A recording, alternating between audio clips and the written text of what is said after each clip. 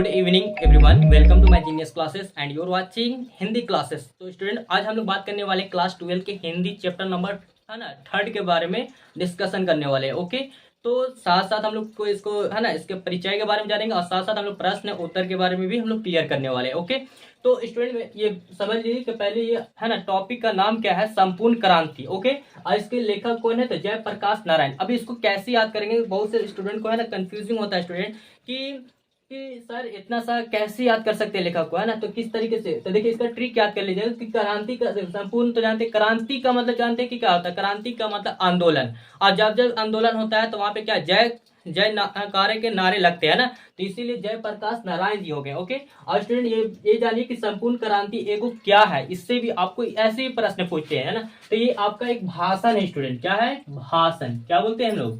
भाषण है। ठीक है, अब देखिए पहले संपूर्ण क्रांति को जानने से पहले इसके राइटर लेखक के बारे में है ना, लेखक के जीवन के बारे में जानना आपको बहुत जरूरी है ना।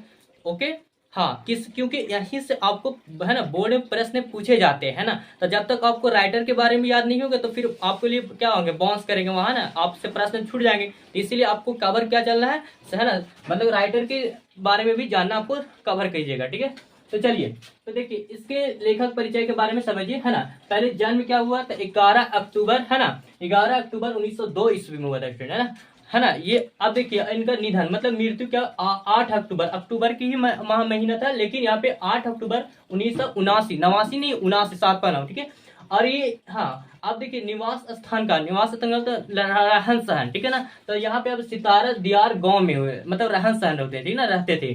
अब देखिए बचपन का नाम क्या था, जैसे हर किसी का एक बचपन का नाम होता है ना, बचपन में कुछ अलग तरीके से नाम लेता है, तो उन्हीं का इनका नाम था बाउल। क्या नाम था स्टूडेंट? बाउल। किनका? जयप्रकाश नारायण जी का बाउल नाम था बचपन में, है ना। अब देखिए माता पिता का नाम क्या था, फूलरानी देवी, है ना। माता का नाम फूलरानी देवी और पिता का नाम क्या था, है ना, हर्षु दयालाल। ठीक है ना, दयालाल याद है। ठीक है, अब देखिए पति है ना, पत्नी का नाम क्या था, पार्वती देवी। देखिए ये है ना, ये प्रश्न अधिकतर पूछे विशेषकर कि है ना, बार पूछते हैं कि जयप्रकाश नारायण जी की पत्नी का नाम क्या था, तो पार्वती देवी याद कीजिएगा। ठीक है, अब देखिए इनके नोट्स पॉइंट ये भी याद कर लीजिएगा, इससे बहुत इंपॉर्टेंट है। देखिए 1922 ईस्वी में ये अमेरिका गए। आपसे ये पूछे कि अमेरिका जयप्रकाश नारायण जी कब गए थे, तो 1922 ईस्वी में। अब देखिए 1929 में क्या हुआ, कांग्रेस है ना, कांग्रेस में शामिल हुए, मतलब कांग्रेस पार्टी में कब शामिल हुए, तो 1929 ईस्वी में शामिल हुए थे। अब देखिए 1932 में क्या होता है, सविनय अवज्ञा आंदोलन में जेल गए थे, मतलब जब ये आंदोलन रखे थे, जब कौन सा आंदोलन, तो सविनय अवज्ञा आंदोलन, तो उनको इस आंदोलन में क्या हुआ, उनको जेल भी जाना पड़ा था। कब? 1932 ईस्वी में स्टूडेंट, है ना। अब देखिए इनके कृतियां कौन कौन से है ना, देखिए यहाँ पे रिक्शन ऑफ इंडिया पॉलिटी इनकी कृतियां का नाम है। अब देखो 1998 में भारत रत्न का पुरस्कार मिला, किनको, तो ये जयप्रकाश नारायण जी को। अब मन में स्टूडेंट को ये भी है ना कंफ्यूजिंग हुआ, सर जब इनका निधन जब 1979 में हो ही गया था, तो इनको है ना भारत रत्न का पुरस्कार कैसे सम्मानित किया, है ना, जब 1998 में। तो देखिए स्टूडेंट, जैसे कि आप उसके क्या होता है, उसके रिलेशन पारिवारिक सदस्य को भी मिलता है, ऐसा नहीं है। ठीक है ना, हाँ, इस बात को याद है ना, मन में ख्याल इस तरीके पॉइंट को याद रखिएगा। ठीक है, अब देखिए इसके बारे में तो आपको समझ में आ गया। देखिए मैं फिर से रिपीट कर देता हूँ ताकि दिक्कत ना हो। संपूर्ण क्रांति, है ना, संपूर्ण क्रांति क्या है, एक भाषण है, और इसके है ना कौन है राइटर लेखक कौन है,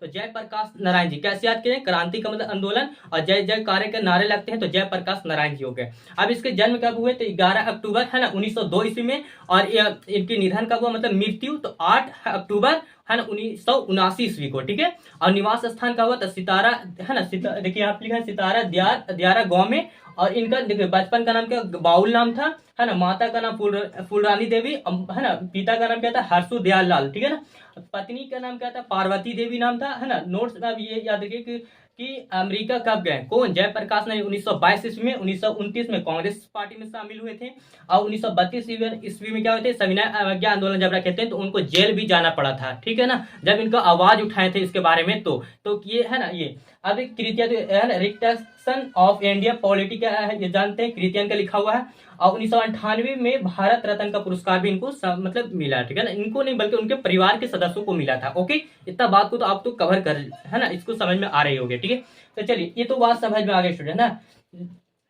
लेकिन स्टूडेंट अब ये तो बात समझ में आ गई, देखिए जो संपूर्ण क्रांति अगर लिखा गया है स्टूडेंट, ये छात्रों के बीच में प्रस्तुत किया गया है, ठीक है ना। जब ये क्या हुआ कि जयप्रकाश नारायण जी जो पटना के गांधी मैदान में भाषण दे रहे थे, मतलब छात्रों के बीच में, तो उसके बहुत बड़ी मतलब बहुत बड़ा आंदोलन रखा गया। मतलब भाषण इतना बहुत जबरदस्त था, मतलब अंदर से जागरूकता उत्पन्न करता है। मतलब जब ये कब किया, जैसे यहाँ पे बताया गया, हम बताते हैं कि जब क्या हुआ कि भाषण जब हो रही थी मतलब है ना पटना के गांधी मैदान में जयप्रकाश नारायण जी, तो उस समय एक तो है ना जो रेणु जी थी, मैडम जो रेणु जी, जब वहां पे मंच पर जब मतलब कुछ कविताएं सुनाए, जो सुनाए जो, तो जो जयप्रकाश नारायण जी को जो दिल में जो ऐसा है ना जागरूकता उत्पन्न किया। मतलब वो अपने आप बोले, वो खुद बताएं कि रेणु जी कि रेणु जी जिस जो आप कविताएं सुनाए वो हमारे है ना मन को जो है ना जागरूकता उत्पन्न करता है ना।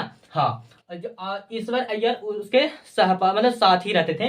अब देखिए दिनकर जी और गंगा बाबू जी के बारे में समझ, लेकिन यहाँ पे देखिए स्टोरी कि वेल्लोर अस्पताल, जब वेल्लोर अस्पताल में जब क्या थे, मतलब कि से मतलब इसको मतलब बेड पे थे, तो उस समय क्या हुआ ना कि ईश्वर अय्यर मतलब शादी में रहते थे। दिनकर जी और गंगा बाबू जी क्या ये दिनकर जी मतलब कुछ महीनों पर आते थे इसे मिलने के लिए, और गंगा बाबू जो थे वो डेली यही आते थे। लेकिन ये दोनों ऐसा थे कि दोनों ये क्या करते थे, कविताएं सुनाते थे, और जैसे से कविताएं मतलब सुनाते थे ना, तो गंगा मतलब कि जयप्रकाश नारायण जी को अंदर जो मन ही मन क्या होता था, उनको जागरूकता उत्पन्न करता था। इस सब के बारे में कहानी कविताएं तो पढ़ लेते हैं, लेकिन ऐसा मोटिवेट करने के लिए लोगों के सामने प्रस्तुत करना भी बहुत जरूरी है, ठीक है ना। तो ये कहते हैं, लेकिन अब वो बताते हैं वहीं पे भाषण में बोलते हैं जयप्रकाश नारायण जी कि है ना आप हमारे मुंह से हुंकार नहीं सुनेंगे, हुंकार नहीं सुनेंगे, है ना। इसके लिए पूरा जबरन पूरा जबरदस्त पूरा जोर से जोरों आवाज से हम पूरा इसके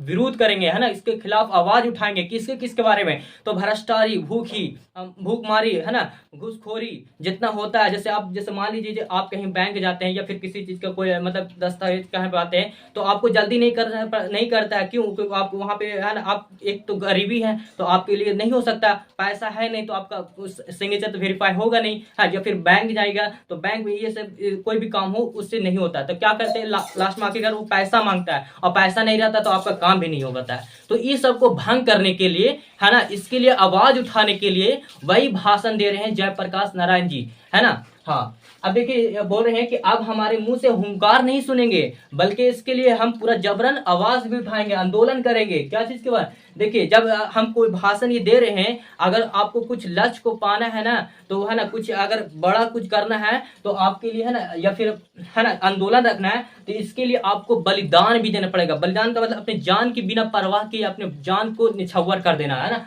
और यहाँ तक कि गोली भी खाना पड़ जाएगा आपको। आंदोलन जिस चीज की मकसद से उठा रहे हैं, आवाज उठा रहे, चाहे शिक्षा के मामले में, तो उस समय आपको क्या होगा कि बलिदान देना होगा, और प्लस में क्या आपको गोलियां खाना होगा। इसके लिए आपको है ना ताने सुनना होगा, आपको जेल भी जाना पड़ जाएगा।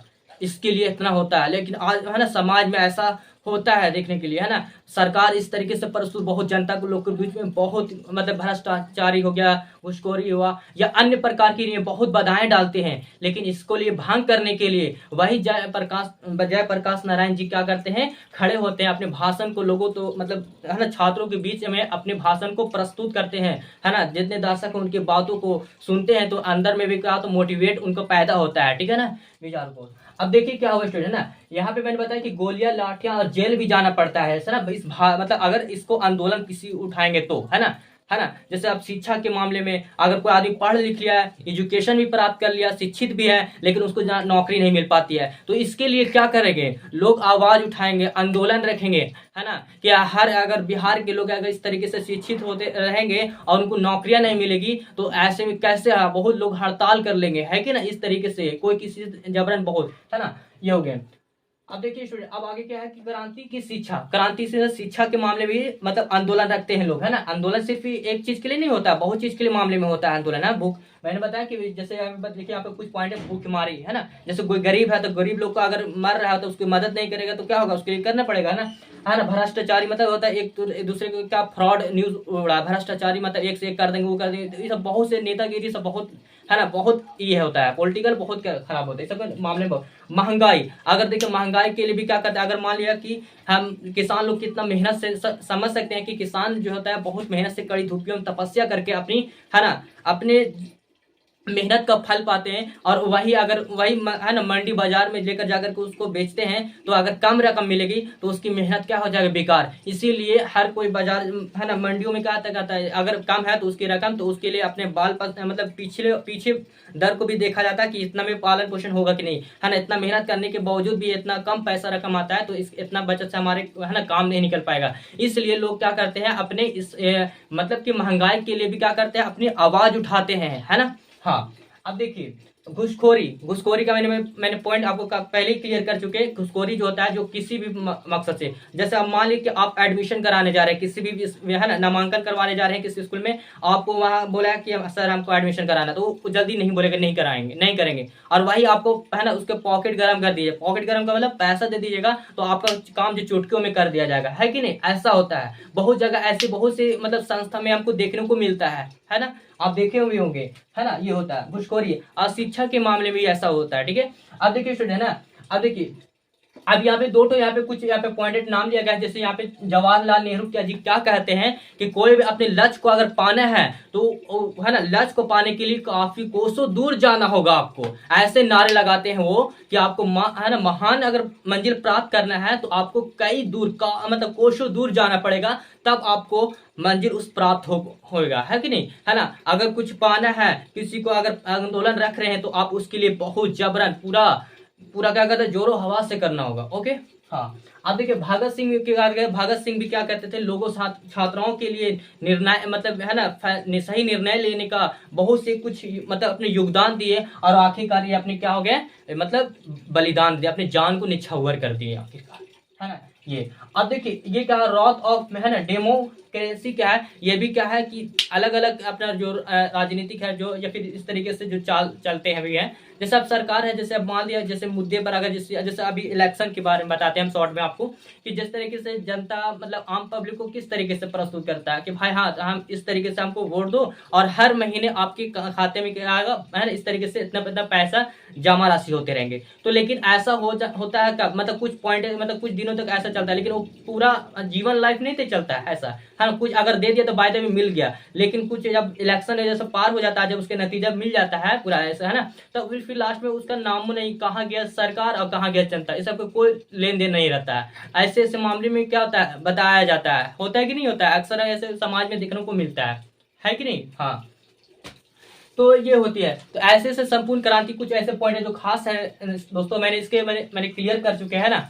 हाँ, और अब उसके सब्जेक्टिव, है ना, क्वेश्चन के बारे में हम लोग, है ना, डिस्कशन करने वाले, ओके।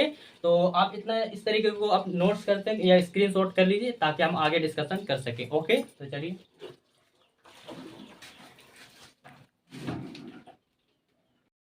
सब्जेक्टिव क्वेश्चन के बाद, है ना, पर आते हैं, चलें फोकस करें। क्या कह रहा है स्टूडेंट, देखिए प्रश्न नंबर 1 में जयप्रकाश नारायण, है ना, जी का जन्म कब हुआ था, तो 11 अक्टूबर 1902। मैंने इसके बारे में, मैंने लेखक परिचय के बारे में बताया, बस वही पॉइंट है यहाँ पर, ठीक है। अब देखिए जयप्रकाश नारायण जी की पत्नी का नाम क्या, पार्वती देवी, है ना। अब देखिए अब ये भी पूछ सकता है कि है ना, कि पार्वती जी, है ना, किनकी पुत्री थी, है ना, तब ब्रज किशोर प्रसाद जी की, ठीक है। इससे भी आपको प्रश्न पूछा जाता है, ठीक है। अब देखिए अगला प्रश्न क्या है, जयप्रकाश जी, है ना, प्रारंभिक मतलब शुरुआत, प्रारंभिक का मतलब क्या था, शुरुआत में शिक्षा कहाँ हुई थी, इनकी प्रारंभिक मतलब शुरू में शिक्षा कहाँ हुई थी, तो घर पर ही किए थे, ठीक है ना। अब आगे देखिए क्या हो, उन्होंने किस स्कूल में प्रथम है ना दाखिल लिया, मतलब प्रथम स्कूल में मतलब एडमिशन के लिए, तो पटना, है ना, तो कॉलेज एट में लिए थे ना, कॉलेज में लिए थे, पटना कॉलेज में लिए। देखिए आगे क्या है स्टूडेंट, है ना, कि प्रश्न जयप्रकाश नारायण जी अपने, है ना, जन पक्षधरता के कारण किस रूप में प्रसिद्ध हुए, तो ये लोकनायक, लोकनायक का मतलब होता है लोगों के लिए नायक बना हुआ, एक लीडर के रूप में माना जाइए, ठीक है।